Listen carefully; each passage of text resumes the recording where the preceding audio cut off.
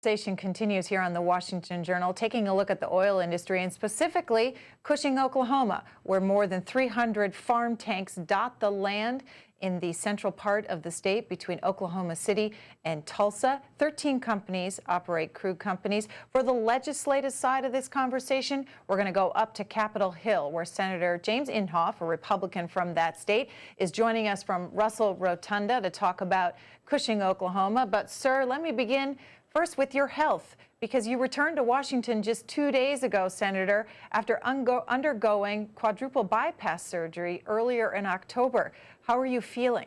Well, Greta, I feel great, but since you brought that up, there's a lesson here. 3 weeks ago, by accident, I discovered that I had clogged arteries and all that. I didn't have any of the signs. So I would encourage people to get an MRI, to check up every once in a while, because I had to do 4 bypasses. And now it's great. I feel good, and I'm back on the job. And now I realize that I was more restricted than I thought I was. So everyone should check in. You don't have to necessarily have the symptoms to find out. I'm working with the Heart Association right now to help them, to encourage people to keep from doing it. Lastly, I went in for a colonoscopy, and they said, well, hey, your colon's fine, but you're going to die. Your heart's about going. So anyway, thank you for your concern, and I'm back on the job. Well, while you were gone, you missed some fun, Senator. The government shut down. Were you watching the debate back in Oklahoma? Did it change your perspective at all, what you went through, and watching it outside of Washington on how this place works? Well, you see it as real people see it. And I was watching, and quite frankly, it looked so foolish. The arguing back and forth. I got phone calls from different members. Orrin Hatch, for example, called me up. I was in the hospital. He said, it's just go ahead and stay there. You're not missing anything here at all. So it couldn't have been a better time. Yeah, we went through this thing. I looked at it as an outsider would, and I think I have a better perspective of sometimes how foolish we in Washington look, the way we're handling business. Well, let's get to our conversation, our topic here. We've been focusing on Cushing, Oklahoma, in your home state, a place where 300 farm tanks dot the land. One tank can hold up to 500 plus barrels of oil. It's the largest storage facility in the country. What does it mean to the state of Oklahoma? Well, first of all, you're talking about the capacity, Greta, to store 80 million.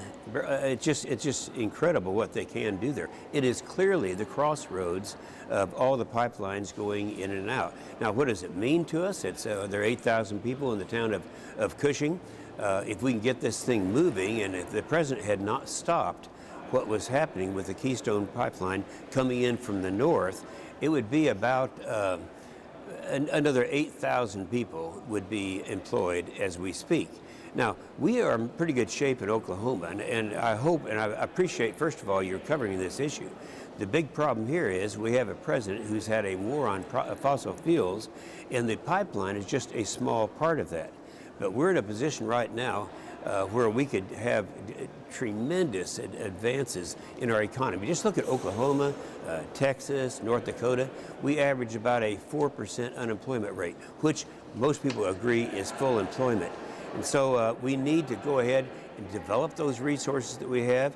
While we've had this tremendous boom of some increase of 40% in our shale, that which is controlled by the federal government actually has had a reduction of 10%. And so it shows what we could do if we would open up and start developing our own resources. And by the way, I have to correct the previous person that was on. The cheapest gas is not in Missouri. It happens to be in Oklahoma. It's $2.75 this morning. Well, Senator, on Keystone, I showed this headline to Daniel Yergin. Let me show it again from the Wall Street Journal recently.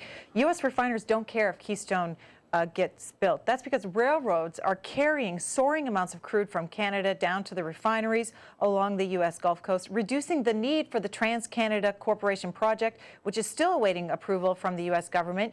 Meanwhile, a rival pipeline company, Enbridge Inc., is expanding existing pipes to carry Canadian crude south, and it doesn't need federal permission because it's using existing pipeline right-of-ways. Well, see, I can remember when President Obama came to Cushing, Oklahoma, He wasn't very well received at that time to announce to them that he would not stand in the way of the pipeline going to the south. As we all know, he couldn't stop that. That didn't cross any international boundaries as it does coming down from Alberta. And so, yes, there are other ways of moving it around. The most efficient way is through a pipeline. I'm not an expert in this. I can't give you percentages. I just know that if you're going to be moving oil, the cheapest way to do it is pipelines. And the only objection, some people have to look at this big picture and say, why in the world would anyone object to a pipeline bringing the oil down through the United States? And they try to say, well, we don't want them to continue to explore through the tar sands up in Alberta. Look, they're doing that anyway. We can't pass a law here in the United States that says that you can't do it. It's just that their market otherwise is going to be China and not the United States, where we would have the economic benefits of it. So this is a win-win situation. It's something where if you believe, which I don't, that you're damaging the environment when when you're developing oil and gas, then even if you believe that, it's going to happen anyway because they're doing it and we can't control that. So let's take advantage of this. To me, this relentless war on fossil fuels that this president has had and the things he's tried to do. For example, Greta, how many people 5 years ago even knew what hydraulic fracturing is? They didn't know. The first hydraulic fracturing took place in my state of Oklahoma in 1948, and there's never been a confirmed case of groundwater contamination. This is something, if it weren't for horizontal drilling and for groundwater and for hydraulic fracturing, we wouldn't be in this boom that we're in right now. So let's kind of get government out of the way and allow everyone to have the benefit of this, the opportunities we have in the development of fossil fuels. By the way, on the issue, I heard you talking to a previous caller about ethanol. Yeah, that was something, incidentally, it has nothing to do with partisan politics. Most things are partisan. This is not. This is geographic. And I hate to say it because, you know, we're also a corn state. But now people realize that it's tougher. Ethanol is worse on the environment. It's worse on your car mechanically. And it's something that is, all the arguments for it are gone now, but the corn lobby is a pretty big lobby out there. What about the environmental concerns when it comes to the Keystone XL pipeline? The president said that it must not increase CO2 emissions, that it must be neutral. From the Washington Times recently, environmental groups say a draft report by the State Department that is currently pending is inadequate because it does not consider the impact Alberta oil sands crude would have on carbon buildup in the atmosphere. Those groups are pressuring Mr. Obama to reject the project as part of his climate change agenda. Well, you got to keep in mind now, we have a different political system than we had for so many years. I'm a conservative Republican, but I look wistfully back at the days when the financial backing of the Democrats in Washington were the labor unions and the trial lawyers. Now it's the far left environmentalists. It's the MoveOn.org, George Soros, Michael Moore. And those are the people that are perpetuating this myth that somehow this footprint that's out there is going to be changed. First of all, we're talking about moving something in a pipeline. You don't get the exposure outside, even if it's something that is bad. The most recent things that we have had have shocked a lot of people. For example, now they're saying that the ice cap in the Arctic has actually increased by 60% over the past short period of time when they said it was going to completely melt away. We now realize that that CO2 is helpful in the growth of trees and the production of water.